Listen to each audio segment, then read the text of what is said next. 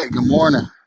Hey, so I'm out taking my morning walk this morning, but I wanted to jump in here and talk to you guys. Last week we talked about the advantages and disadvantages of being a real estate wholesaler.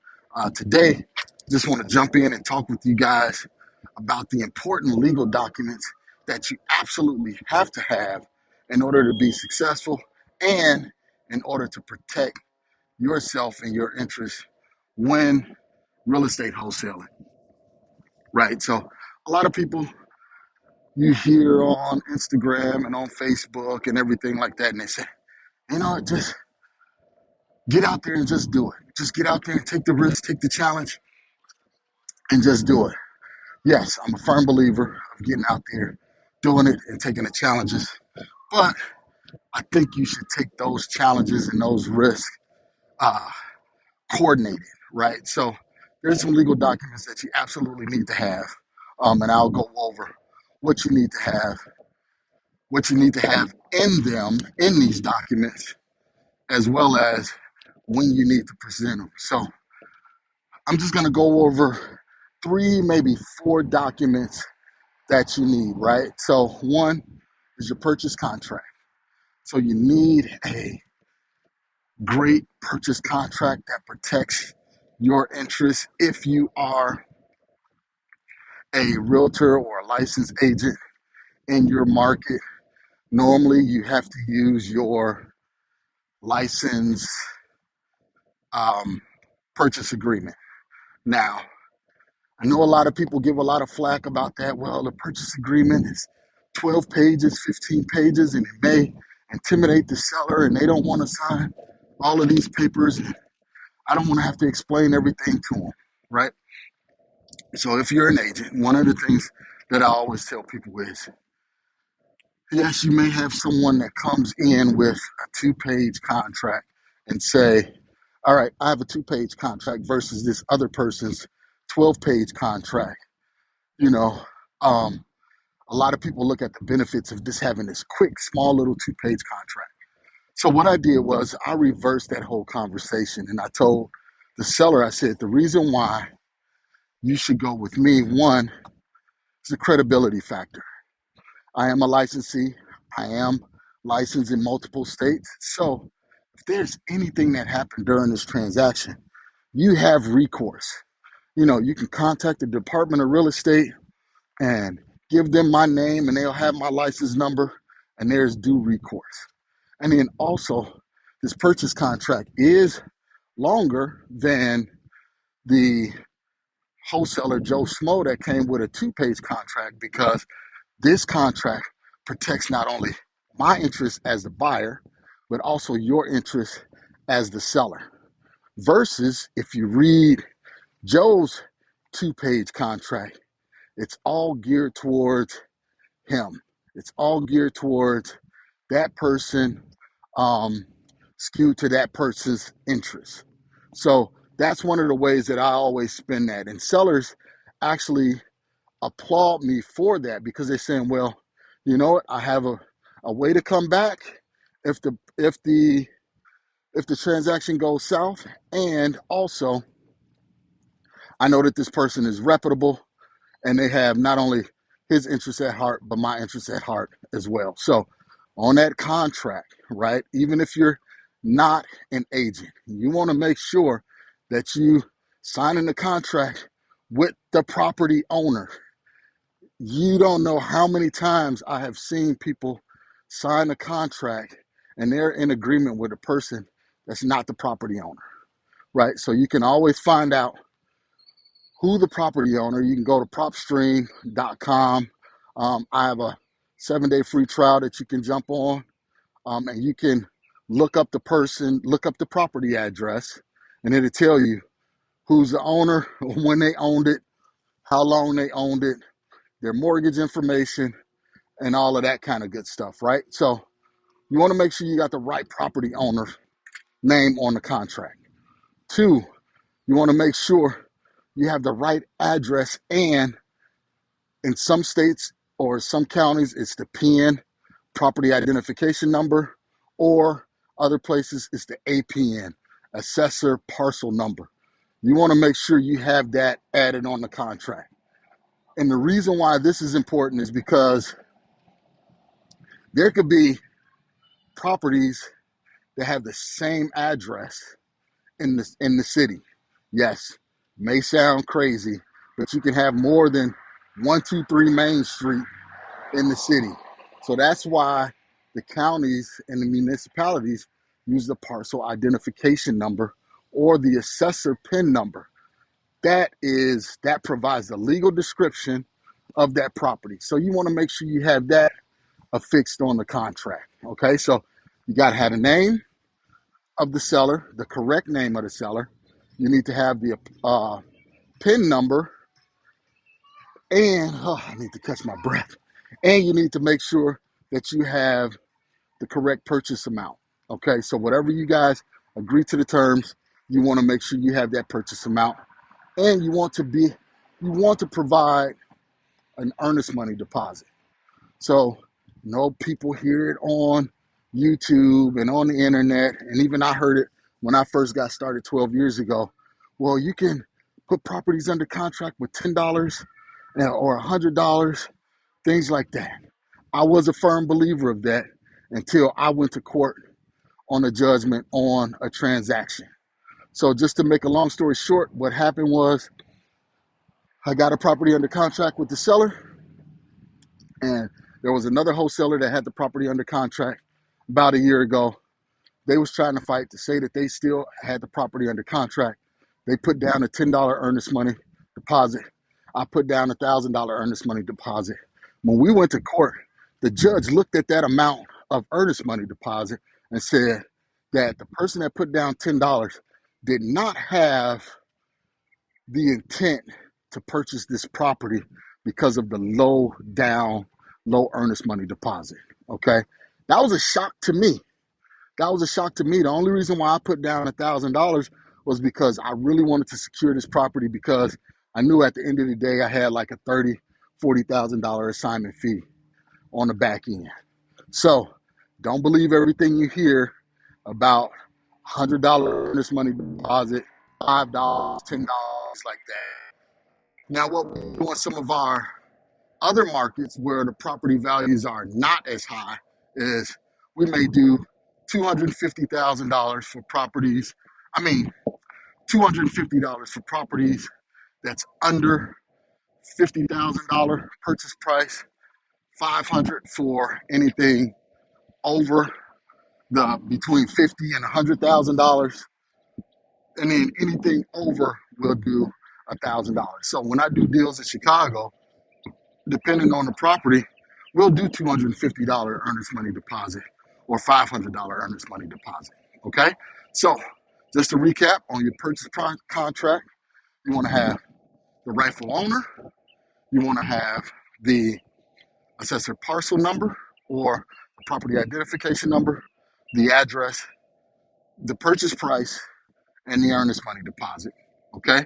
Next, you want to make sure that you have your inspection period clause in there. And that inspection period clause is what gives you as a wholesaler the opportunity to cancel the contract without any due recourse back to you. So what that means is I can put this property under contract. If I don't buy it, or if I can't find a buyer, a fix and flipper to buy it, then I can cancel that contract without any lawsuit, without any due recourse back to me. But you need to state why you're canceling the contract. So this is one of the reasons why I always tell people, you know, try and have somebody walk the property, or make sure you get pictures, even if it's not for yourself. Because one of the things that we do sometimes is, if we can't move that deal, naturally, we don't like to put properties under contract where we can't either purchase the property or find an end buyer. We always like to have the opportunity to say, well, you know what? The scope of work we anticipated was X. Now looking at everything, it's more than X. It's going to be $20,000 more or $40,000 more. So we either need to renegotiate or cancel the contract. All right. So that gives you that out clause. We normally use 14 business day inspection period. We used to do 14 days, but we added the business days because a lot of people just look at the number and they don't look what's behind it. So they see 14, they immediately 14 days. But when you add the business days, it actually gives you roughly about another week, on that inspection period. Okay. So that's the contract, purchase contract. Remember, name, property identification number, purchase amount, property earnest money deposit,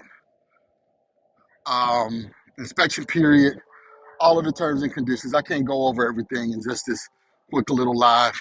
And then make sure you and the seller sign, and then send it off to your attorney or the title company along with the earnest money deposit. Okay. 2 is the assignment agreement. Once you have that property under contract with the seller, now you're trying to go out and find your buyer. So you need to have a document to transfer your rights in that contract over to the new buyer. So that assignment agreement is basically saying, I authorize you, Mr. Buyer, to accept all of the terms and conditions of said contract with whoever the buyer's name is, and I transfer all rights over to that buyer.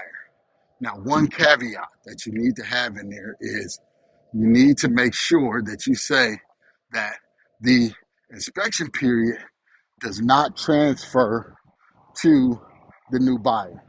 Because what can happen is you can have a property under contract, you got it under contract pretty quickly, you have a 14 business day inspection period, you find your buyer really quickly. Let's say you find your buyer on day 7. If you allow them to have if you assign that inspection period over to them, now they have 14 days to back out of that deal, right? So you want to make sure that you do not allow your buyer your inspection period days, okay? So I'll go further into detail about that. I just want to kind of roughly go over that. So in the assignment agreement, again, who the agreement is with, your new buyer, Mike Jones, between you and your company, you're transferring all your rights in the purchase contract on 123 Main Street between you and whoever the seller's name is for a fee. Let's just say $5,000 fee. So you got the property under contract for $100,000. This new buyer is willing to pay $105,000 for it.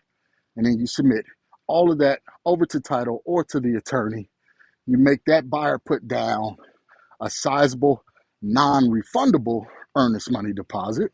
So they could put down $5,000, $10,000 non-refundable earnest money deposit and send it and open escrow on that end. So now if that buyer does not perform, says, hey, you know what, I don't want the property, now you have their earnest money secured. So you made money off that deal regardless, okay? So that's the purchase contract. That is the assignment agreement. Next, third is the memorandum of agreement.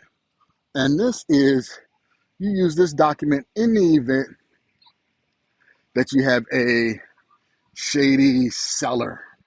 All right. So in these markets, now you have where, since it's so competitive, you have wholesalers, fix and flippers trying to go behind you and trying to steal your deal. So if you got that property with the seller Mary under contract for $100,000, you send it out to your buyers list or post it on Facebook, Instagram, or whatever. You'll have people that will try and skip trace that seller's name, give them a call, and try and offer them a little bit more. In the event that that happens, you always want to file a memorandum of agreement. And that memorandum of agreement gets filed at this county clerk's office, and it normally only costs about $10, right? So you file That memorandum, and it doesn't have to be signed by the seller, is basically saying that I, the buyer, and the seller have mutually agreed that I am the purchaser of this property at X amount of dollars, and that's it. You'll get that notarized, file it with the county clerk. So what that does is it places a lien on the property in the event that that seller tries to be shady and go with another buyer,